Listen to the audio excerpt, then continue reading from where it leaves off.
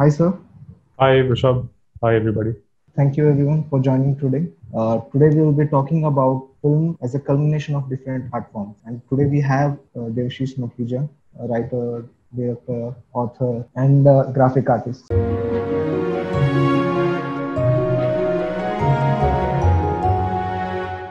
I'll start with this question. Adur Gopal Krishnan has said, cinema is the greatest art form that the human mind has given shape to. Do you agree with? See, it's a matter of where in history such a statement is made. When would Adur have made the statement? In the early 80s or maybe in the mid 80s? So around that time, there was a sudden shift of social and political and sociological commentary from literature and theater to cinema, because theater, I mean, after the time of Safdar Hashmi, was sort of struggling to be a voice of the people. Literature, in by the 60s 70s, less and less people were reading, more and more people were turning to the audiovisual medium because of television and what Doordarshan was trying to do. Talking about our country only, I'm not an expert on the rest of the world. So in the late 70s and 80s, filmmakers like Adur Gopalakrishnan actually heralded that the medium cinema being a voice for the people, in a way where they are what I call the people's perspective. There's a lot of systemic discourse that tells you what the system thinks about things, but what the people think, what the Dalit thinks, what the Adivasi thinks, what a minority thinks, what a woman thinks, that's not coded in your official literature or in official documentation. That comes out in our art. So cinema was doing that in the 80s. I don't think cinema is doing that enough right now. So when you ask me what I think about what Adur said in the 80s, maybe yes, he was right. There was cinema was doing a lot more than any other medium. But today, I find that the written word, because of social media, is taking some of that power back from cinema. Cinema is doing a little less than it was in the 80s, and it's a little heartbreaking for me to be in, dabbling in this medium at a time when cinema seeks more to entertain and to make people binge watch than it does to be a voice for the people, which the written word is slowly doing a lot more than cinema is right now. So I don't know if I agree or disagree. It's where in history are you placing the context of that statement that Adur made? You say the same years in an interview. I wanted to write, I wanted to make art, I wanted to do everything. I thought that only cinema would allow me to do such thing. Is that a reason for you to get? That's the only reason I considered cinema, because I was not a film buff. In the same interview, I've said that I was not a film buff growing up. I hadn't watched any films. Forget, sporadically, because Doordarshan had this regional cinema slot on Sunday afternoons at 1:30. So I'd seen a few films growing up that were not in the Hindi mainstream, but I wasn't like moved enough or passionate enough to consider cinema as my life vocation. But when I reached a stage after having studied economics, almost did my master's, then I was in advertising, I was a journalist, and I didn't know what to do next. None of these were rocking my boat. But I was dabbling in multiple art forms. I just suddenly stumbled upon cinema, and I realized I can do all of this at the same time if I'm making a film. That's the only reason I considered this medium. You prefer novel, writing a novel over making a film? If I can help it. Why If is I it was, that? I keep saying, if I was born 100 years before I was born, or even 50 years prior to the year that I was born, I would have been a novelist. I wouldn't even consider cinema, because you're at the mercy of too many other parameters and variables and factors when you're trying to make a film. The most heartbreaking factor that you're at the mercy of other people's money, and they come in and if they want, they can control what you're trying to make because it's their money that you're making it with. With literature, you are at the mercy of nobody. If 100 publishers turn down your book, you fucking self-publish, because you're not spending anything on it. You're just spending time. There's no financial drain when you're writing a novel. That freedom and that control, I'll never have with my films. So I would have been a novelist any day, but it's just that we are at a time in history again where people don't really read novels. Only a niche number of people do. So I'd rather now spend my life making films. Okay. Like you just said, you are at the mercy of many people because Yeah. a lot of everyone is an artist. Everyone has their baggages, and everyone wants to tell Yeah. their story. As a director, how do you handle all these problems when you know they are mastering their own department? Right? So how do you see that your vision comes across? See that what you just asked is, I think, the basic challenge that every filmmaker faces, whether it's a student filmmaker making a 5-minute film or it's Terrence Malick trying to make Tree of Life.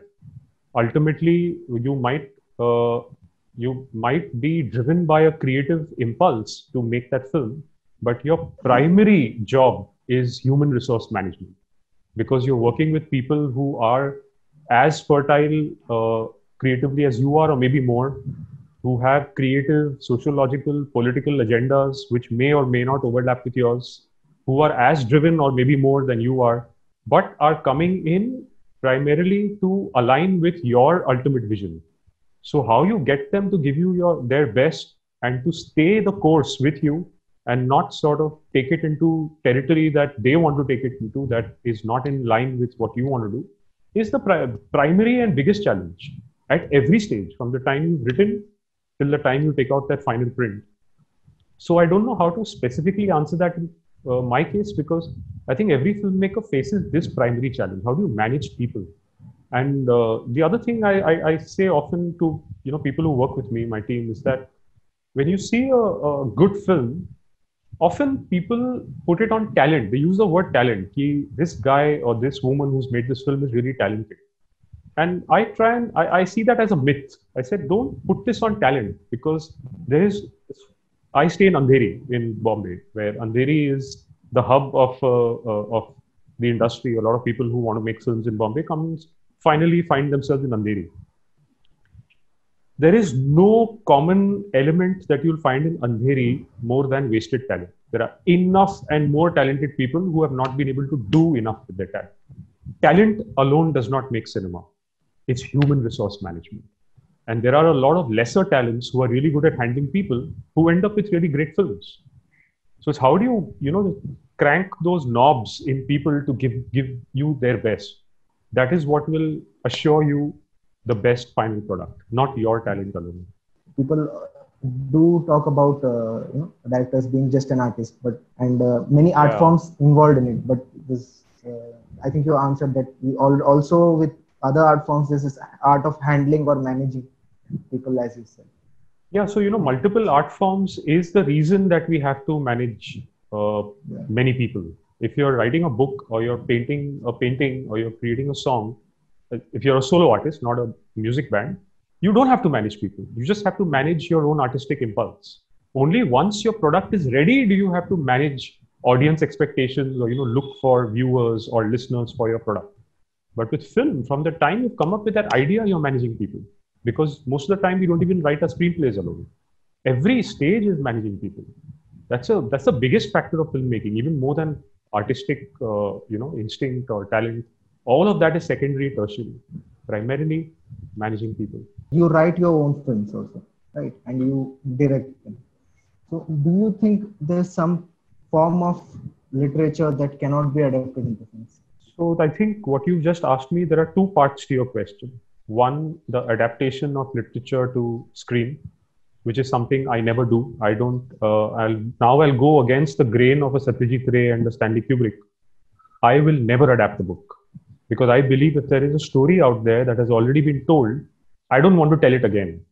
Of course, there is a lot to be said for what Kubrick and Ray, amongst others, used to do really well. That take something in a documented form on paper and find a newer way to manifest it in this medium. But I'm not interested in that. If I'm in this medium, I'm in this medium to tell my original stories.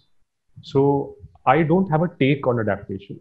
Every time now in the last few years, especially after Bhosle released, I've had a lot of people calling me to, ask me if I'll do commissioned work. And a lot of the commissioned work is because right now there's this thing going around with the web series space. Everybody wants to adapt the book because producers believe that if a story was successful in one medium, there's a high chance it will be successful in another medium.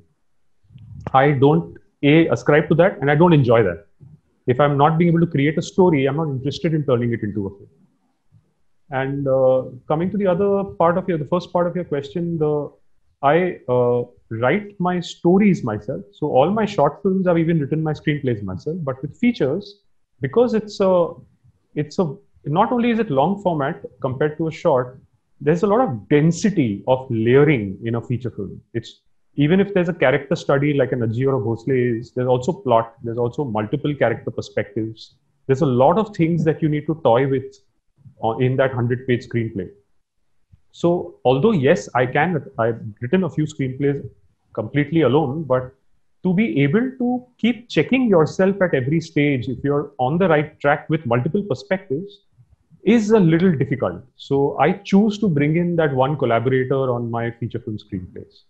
So that doesn't end up really being writing as much as I see it as map making. This word writing is also a bit of it's misleading. People call people who write, who put films in screenplay form as writers, but you don't really need to have a knack for writing. You just need to be able to see the film and create that roadmap. Like if you ever get your hands on a Jean-Luc Godard scenario, they never use the word screenplay in the French New Wave. They used to call those documents scenarios. So there will be screen directions, there will be little notations, there will be diagrams, there will be a few dialogues, there will be new notes in the margins that are improvised dialogues on set. So there's never a bound screenplay. They used to call it a scenario. So although yes, I'm living in an era where people need a bound screenplay, but I'd rather call a screenplay a scenario than a screenplay, because people get misled by that word, and a lot of people who write good prose then come to write film. And there are some really badly written screenplays that I've read are great in their structure and their story, but they're so badly written that I can't access the story. There's just shitloads of prose. So I'm like, go write a novel. Why are you writing this into a screenplay? So the word writing is a bit of a misnomer in the cinema space. Someone has written you a screenplay or scenario for you to direct. Will you be able to do it? Someone else has written. I'm not interested. Like I said, I'm not interested in that. It's not like, can I do it? Can I not? I'm not interested. I'd rather have my own story, and I'd like to make my map myself. And so a lot of my filmmaking happens on paper. I spend no less than 6 months with every screenplay, bare minimum. So a lot of the images that I'm seeing and the interactions that I'm seeing and the precision of those interactions, my cut points, are happening when I'm writing. Of course, they change once you find location, once you cast your actors. They come in, like you said, my collaborators, they'll bring in their own talent and their own vision. Those things change. But my filmmaking starts on paper. So someone brings me a ready scenario, I don't know what to do with it. They should go shoot it themselves. I personally can't direct for hire. In between, I'll be just taking some questions. People have already sent some questions. Please. Rajat here asks, do you get this question in your mind? Why only me? Like, how did I end up becoming a director and storyteller? What were the things that got me? I don't know. I mean, it's these things, how you end up being a filmmaker are a series of accidents, a series of circumstances. I didn't, like I said, I was not a film buff. I didn't plan to be a filmmaker. Never went to film school. Started even watching films and finding my favorite filmmakers in the last 10, 12 years. Before that, I didn't even know cinema to know what it feels like to have a favorite filmmaker. Although I had my favorite graphic novelists and musicians, I wasn't into cinema that much. So it's a series of accidents. I was a journalist. Then I was in advertising in Calcutta. I ran away from Calcutta, so I ran away from everything I used to do in Calcutta.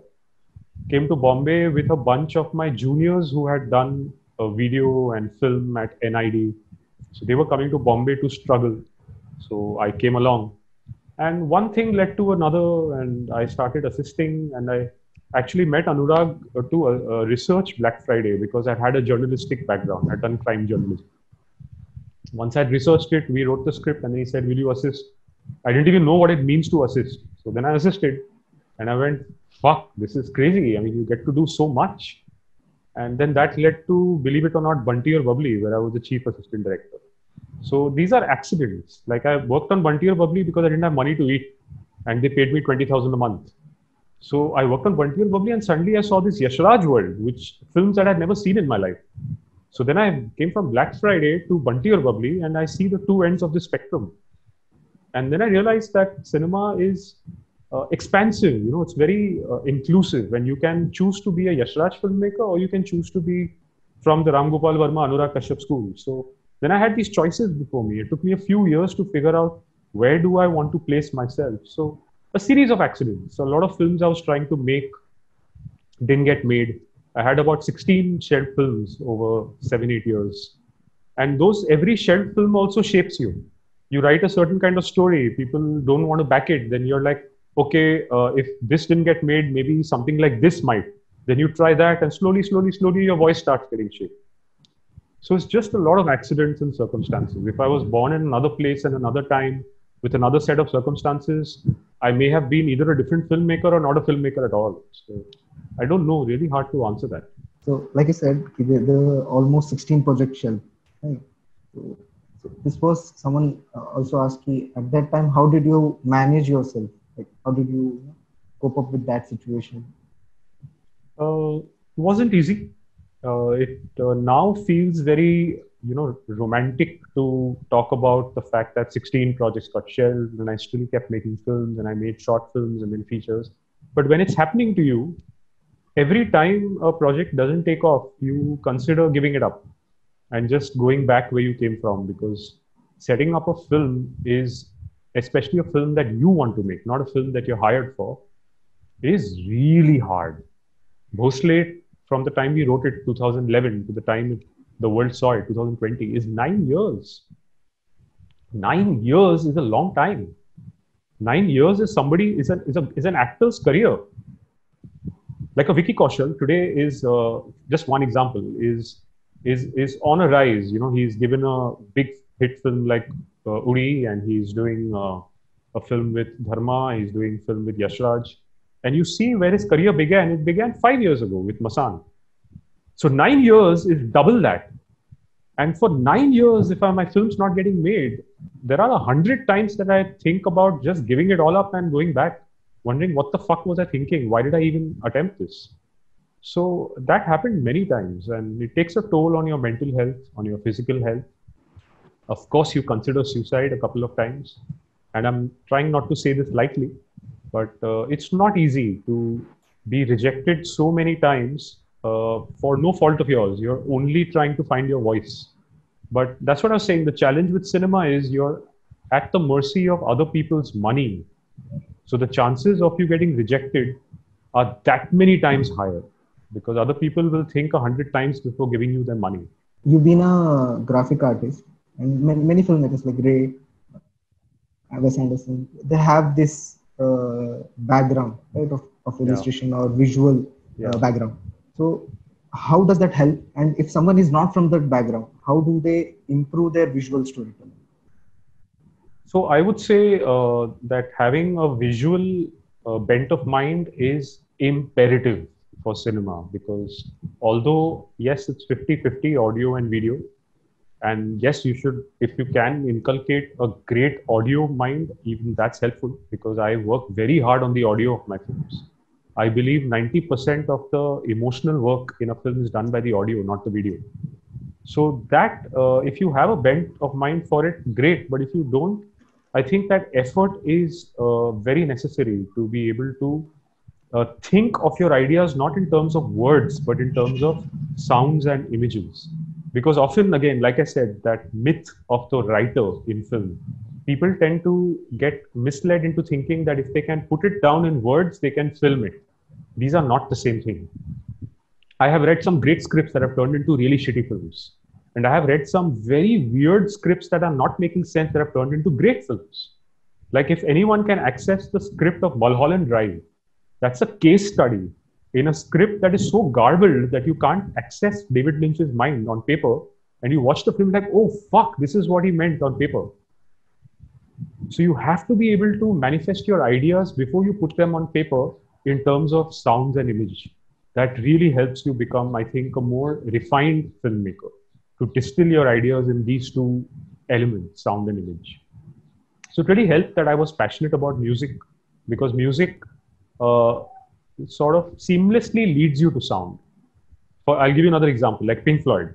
If you hear their timeless albums from the 60s and 70s, there's as much reliance on melody as there is on sound design. Those were some of the first albums that utilized sound design in their 16, 17, 18-minute tracks. So that sort of hones your perceptive skills of sounds in your world and what sound makes you feel something. And another exercise that I did, that was my film school, all those years that my films were not getting made, and I was trying to discover what this medium is like by watching films. Now, I'm using the word watching films, but I don't think watching films does justice to experiencing films. So I used to experience a film thrice. So you pick any film of yours that's a favorite, and I'm going to state a cliche here. A lot of filmmakers and film schools actually do this exercise, but I discovered it by accident before I realized that a lot of people do it. I watch the film once, then I turn off the audio and I see it again to feel what it's doing to me purely through image and what audio cues are being, created in my head that the filmmaker may not have come up with. So I'm finding my voice. And then the third time, I close my eyes and I hear the entire film and see what images are those sounds creating that may or may not be in the original film. This really helps you understand the filmmaker's choices and where you will end up with your choices as a filmmaker. Like you said, because in maybe Pink Floyd, like you took the example of Pink Floyd, that relied on sound design also as much as music. So, is this the same reason you use minimum music in your film? Not really. Again, it depends on the film. Like if you see my short films, there's a film called Elaichi, and it's a 5-minute film, and almost 2.5 minutes of that 5-minute film is music. So it depends on what are you trying to achieve with that particular film.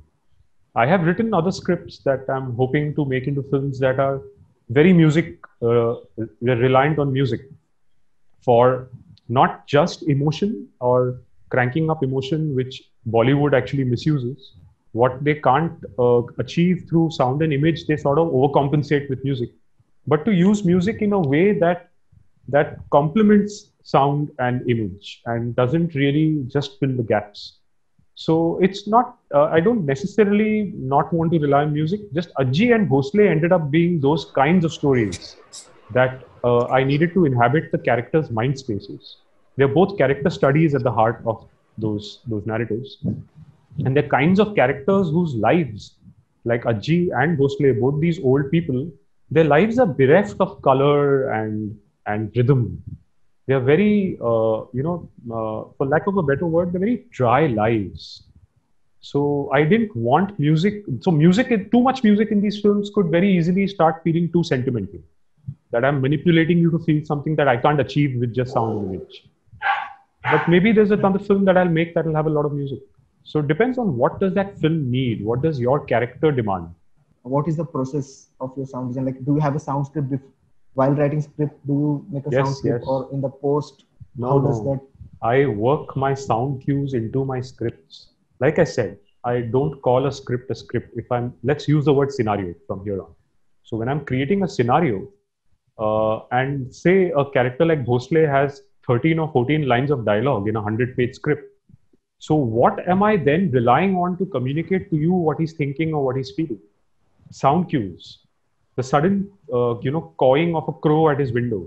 So if I don't build that into the scenario, how will all my collaborators know what they have to do, how much they have to do when we are shooting, when we are getting into post, when we are prepping?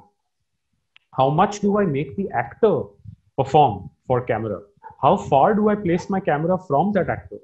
So all of these decisions are dependent on what I have put in the scenario to sort of create a roadmap for all my collaborators. So I need my sound cues and my image cues in that scenario. So my scripts, so it's hard for me to like direct off other people's scripts because I literally create my film on paper. So when I'm writing for hire, which is that's something I do for rent because my films don't make me money, that's when I leave my directorial vision, at home, and I don't put in these cues. I leave that room for the director who will take my script and then film it. But I'm writing for myself. All these cues are on paper. Of course, they change. And we are sort of jamming and coming up with better ideas once my collaborators come in. But the basic foundation of image and sound is in my scenario. If you're telling you write for others also, right? So Yeah. how does that change when you are writing them for yourself? Like how do you control yourself? Because when you, as a writer, if you're as a director, you're writing. Obviously, you'll have those visuals coming, or maybe the shots you are imagining. Yeah. So how do you separate that out? It's a matter of writing that extra draft, because when you're writing in a flow, you don't want to curb the flow by stopping yourself every one line and saying, no, I can't put the visual idea down here because it's not a script for myself. So I write it, and then in the next draft, I sort of butcher it. I just take out all visual and audio and emotional cues so that it just becomes a bare bones flow of story and a sense of character and dialogue. Because I owe it to the director to be able to see it the way he or she wants to. So it's not difficult. It's just that one extra draft where you start chopping out everything that you would have put if you were directing. I'm making it sound really easy. It's not. That one extra draft sometimes takes 2 months, but it's worth it, because you over time you sort of chisel that skill, and you reach a point where you can do this really quickly. How do you start making an independent film without any resources? Every film is a different kind of struggle. The thing is that, again, I can only speak for myself and my personal journey, because I had so many shelved films that when I find a half-interested producer, even before, so a lot of filmmakers, we've collectively fought for, our rightful payment and, some sort of fair structure of contracts. But we are in an industry that is not recognized. We're not a recognized sector by the government of India. We are still operating as an illegal sector almost, unlike the cinema industry in the US. We don't have guilds and associations that are recognized by the judiciary. So if the Writers Association wants to fight on my behalf, the court won't recognize them as an entity like the Writers Guild in the US. So what I'm trying to explain here is that despite all these fights for fairness, when it comes to prioritizing the making of my film, I don't give a fuck, excuse my language, for contract and money. I just need to get the film made. I have seen too many films get shelved in that fight for fairness, because we are not an organized industry. The primary thing that needs to be sorted first is to organize us as an industry and then fight for our rights. To fight for your rights in an industry that doesn't recognize you is a defeatist. And I've seen a lot of filmmakers 10, 15 years pass and they don't end up making that film, because a lot of times at the contractual stage only they waited for so long that the film didn't start. So my films like Ajji and Bhosle, they got made because I didn't wait. On Bhosle, for example, my contract actually came 20 days into shoot. If I'd waited for my contract, the film wouldn't even have started, and we wouldn't be having this conversation today. So I make things move really fast. The minute I sense that someone has the intent to back my film, I'm as generous as I can be. I know how hard it is to raise money for my film. I'm like, okay, you take your time to raise the money, but I'm starting. We'll pull favors, we'll take credit, we'll do whatever the hell it takes, but I need to start. Otherwise, this film can very easily never see the light of day. And for every Bhosle that you see, there are at least 1,000 Bhosles that don't get made because of all these roadblocks. So I just don't wait. I move really fast. That's key in a disorganized industry. Rohit Trivedi from Mumbai. So he's asking, what are the tips on using realism in writing fiction? Let's try and understand the word realism. The word realism has also reached a point where we misuse it a lot. There are a lot of, like today when you watch, say for lack of a better example, when you watch a Yash Raj film, now we even watched Yash Raj film back in the 90s. Like I'm sure everyone here has seen Dilwale Dulhaniya Le Jayenge. Now in 1995, when you watched DDLJ, I didn't hear anyone saying ki, "Arey, this acting and this scenario doesn't feel real enough." But today when you watch a Yash Raj film, you can actually reject it for not feeling real enough. But ironically, Yash Raj never promised realism. Yash Raj always promised escapism. So we've reached a stage where we are seeking realistic performances and realistic mise-en-scene and realistic plot points and realistic motivations in even escapist films. And I don't understand that. The reason I'm working with fiction and not with documentary is so that I'm not at the mercy of fact. And I don't have to make my films feel too real. Although, yes, my characters are borrowed from the real world and I'm trying to talk about real world politics. So I try to create a code of realism for that film. So the degree of realness and that, so I call it cinematic realism. The degree of cinematic realism in an Ajji may be slightly different from the degree of cinematic realism in a Bhosle. Because in a Bhosle, I have used a little more music than I did in Ajji. The response of the villain in Bhosle is a little more dramatic than it is in Ajji.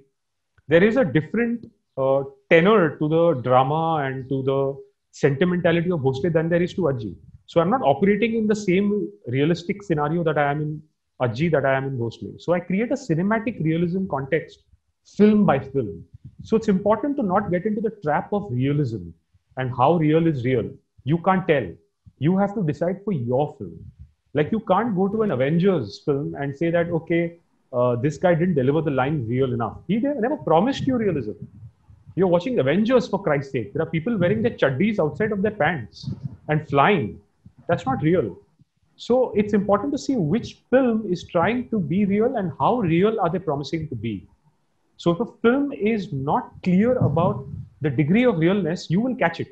It will start feeling false, but you will not be able to tell why it's feeling false. So it's important to find your relationship with realism from film to film. For your films, like, do you prefer working on sets or on real locations? And is the location also already in your visuals when you're writing? Clearly, my films are mostly shot on real locations.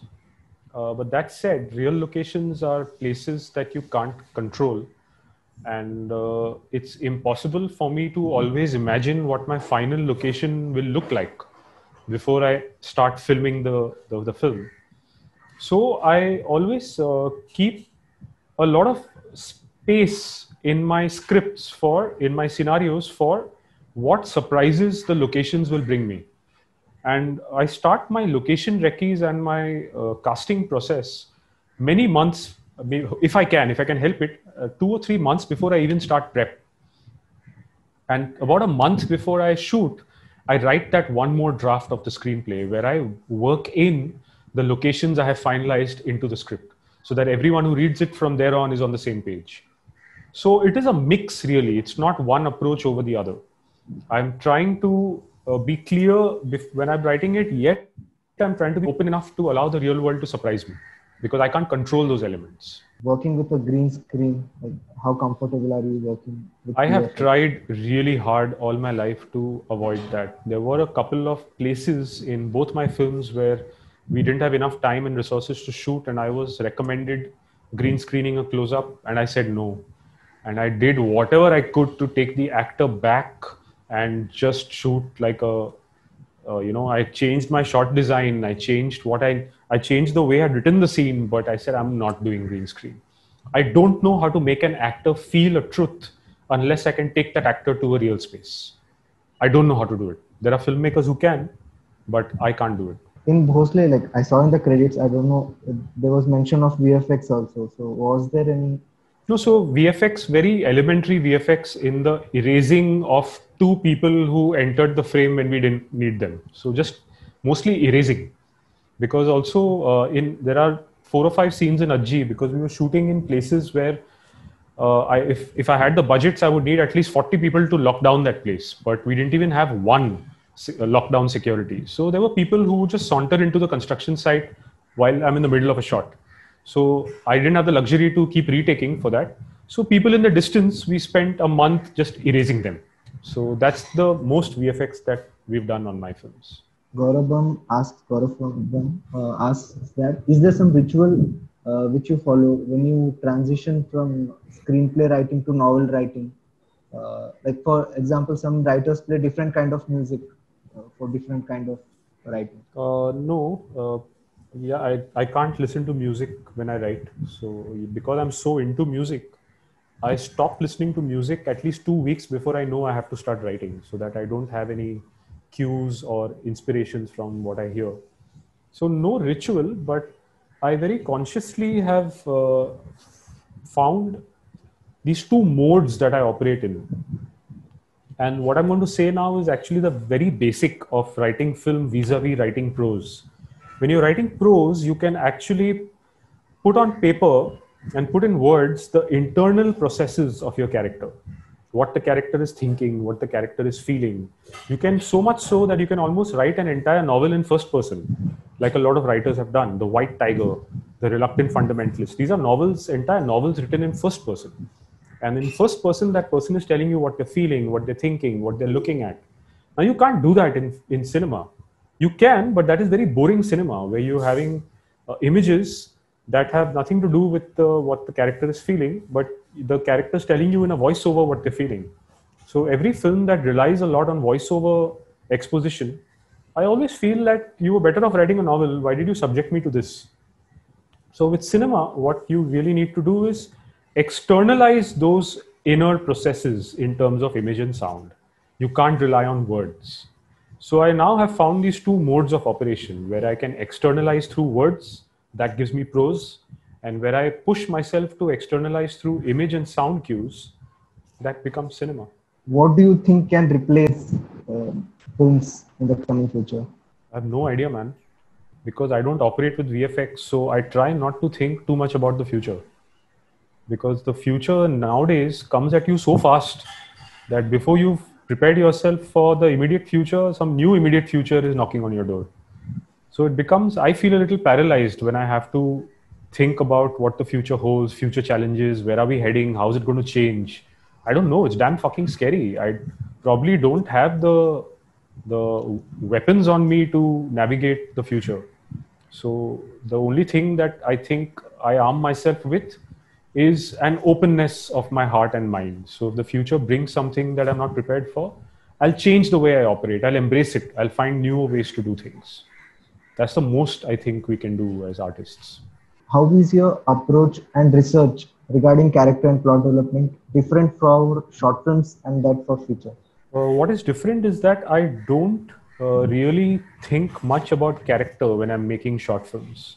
For me, short films are more about that little window of time in which something happens, either happens to the character or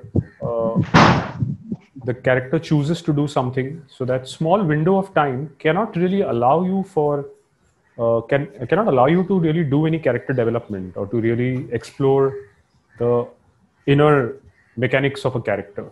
So I really bother myself with character when I'm writing a feature, because in 1.5 to 2 hours, you really need to know your character to be able to make the viewer either connect or hate or love the person that you're taking them on a journey with.